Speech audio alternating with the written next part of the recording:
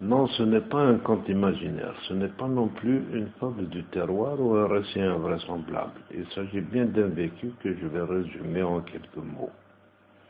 Ce vendredi du 4 mai 1962, elle avait tout juste 15 ans, et moi j'approchais mes 20 ans.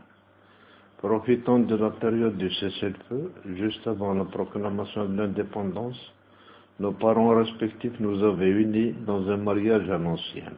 Nous n'étions ni consultés ni informés. Nous n'avions que l'obligation d'obéir à la volonté de nos parents. Et ce fut ainsi que nous découvrîmes les réjouissances d'une vie à deux. Le 8 mars 1963, moins d'un an après, naquit notre premier enfant, dont l'avènement aussi important que fut cette arrivée au monde nous échappa totalement.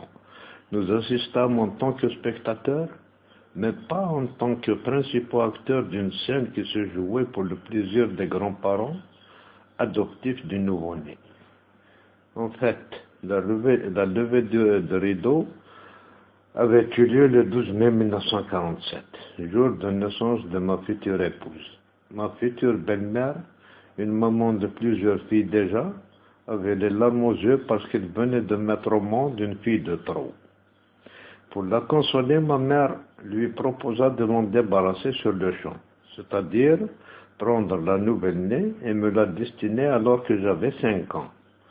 Quand ma future épouse eut ses 5 ans, on officialisa les fiançailles dont je me souviens parfaitement. Et ce fut ainsi que débuta une odyssée digne d'un conte de fées qui nous mènera à fêter notre cinquantenaire de mariage un vendredi 4 mai 2012, qui avait coïncidé avec le même vendredi du 4 mai 1962. Il est évident que ce hasard ne peut arriver qu'une seule fois dans la vie, si tant il se manifeste. N'est-ce pas que ce hasard mérite des interrogations sur le destin de tout un chacun, qui fait de nous ce que nous sommes et jamais ce que nous aurions choisi d'être? Qu'en est-il aujourd'hui, après ces 11 années vécues depuis ce fabuleux cinquantenaire?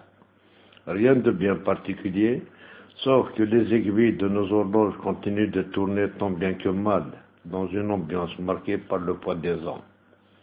La mienne affichera 81 ans révolus le 5 juillet prochain, et celle de mon épouse a déjà sonné les 76 ans le 12 mai passé.